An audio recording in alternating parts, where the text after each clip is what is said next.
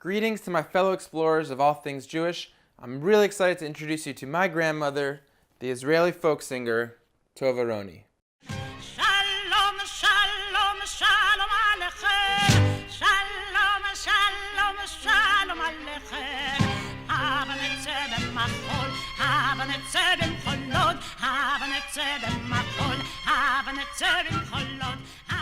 So that powerful voice belonged to my grandmother, who died about 10 years ago, and right now I'm embarking on a major project about her role in bringing Israeli culture to the American Jewish experience and her impact upon my life.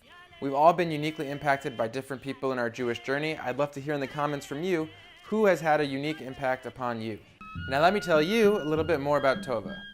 Tova grew up in British Mandate Palestine, the land of Israel before Israeli independence, and there she began her career as an Israeli folk singer, storyteller, and actress. She came to New York in 1947 by herself at the age of 24 to pursue a career here as an exponent of Israeli culture and really letting Americans know what Israel was all about. Now that I'm in my 5th and final year of rabbinical school, I'm embarking on this capstone project. This project's going to be very wide-ranging. I'm going to be writing a biographical paper, hopefully making some kind of coffee table book about her, but also a concert program on December 6th. So if you're going to be in New York City that time, I hope you can join. Tova was part of an amazing community in Yiddish theater and Israeli culture, and so I'm able to interview some of her friends. So let me give you a sneak preview of that before I post fuller videos in the future.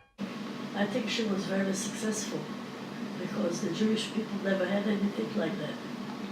What do you mean they never had anything like Tova? A Jewish singer that speaks a little Yiddish and tells them about the holiday there. I can say one thing, we know she did a big job for Israel and for the Jews. She was a very powerful woman.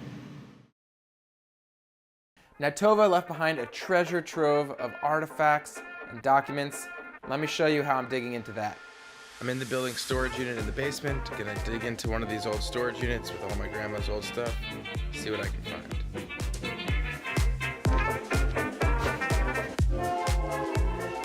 Hebrew books, stuff from the Yiddish theater, Hebrew song books and pamphlets and records. This crazy box of letters.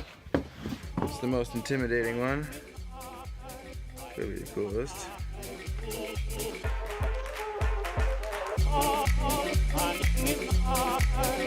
Go to work.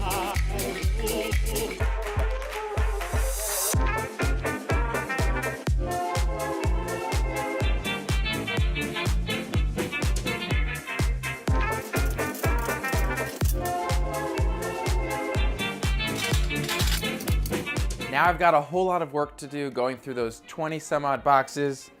I'm going to be digitizing reel-to-reel recordings of her old concerts, translating concert posters. Here her name is Tova Rinkovich, her Yiddish sounding name before she switched to an Israeli Hebrew sounding one.